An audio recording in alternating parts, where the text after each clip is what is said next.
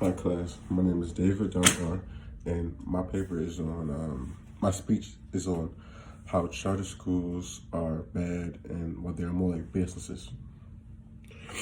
I personally have went to a charter school from kindergarten to 8th grade, and then I went to public school. Then after public school, I went to charter school again, and that was from my senior high school.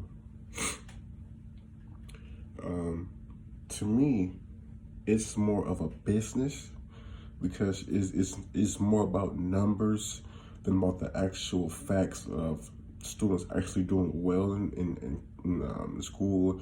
The grades, it's more of their standardized test numbers that are a really big impact. Because when I left Renaissance High School, which is my previous high school, I did ninth grade through 11th. People were saying that UPSM High School was where I went my senior year, said, they were a really good school, and their numbers don't lie. They're doing really good stuff there. But then when I went there, it was honestly a cakewalk. It was no comparison to Renaissance High School, which is the best school in Detroit, ranked #1. And that school is a machine. It really breeds you to be great. And with the college and stuff, college is actually easier than high school. You get less work. It's honestly not as hard. And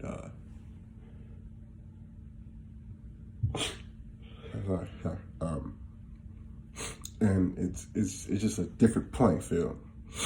I honestly had teachers who would pay out their pocket for certain supplies in charter schools because they were so low funded. And the thing was, it's money there. It's just in charter schools, they do not utilize it. They're not going to say, "Oh, this is worth spending money on." They have the money, but they choose not to spend it. Because I was in photography class, and he was an actual photographer, did in spare time. And excuse me. And he went to the studio, and he literally brought his lights into school so we can actually take good pictures. And we use our phones because the school wouldn't supply any type of cameras. We couldn't do any fundraising or whatever.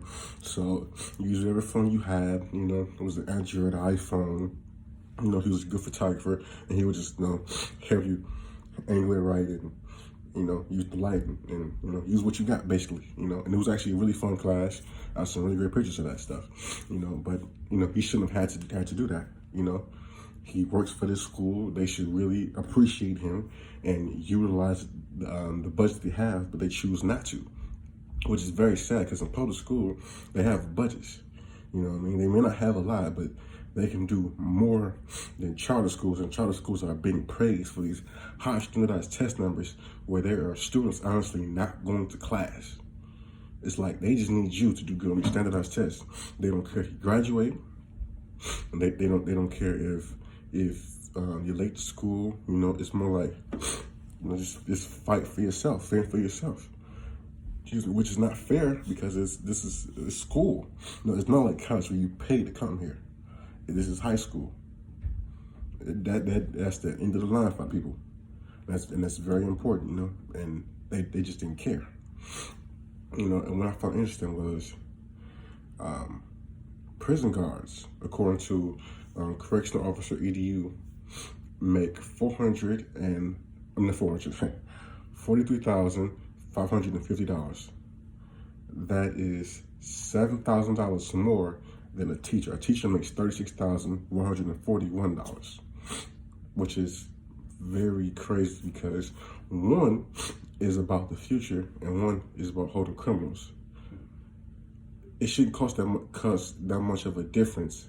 The criminals, $7,000. That doesn't seem like a lot, but it actually is, because in correctional officer, you're here in this prison, watching these people, feeding these people, monitoring them. And when you're a teacher, you help in the future, because this is the next generation that you're getting through the process. Next teachers, next doctors, judges, business owners, just people who are actually aspiring to do something, and they're just trying to get into the next phase of their life.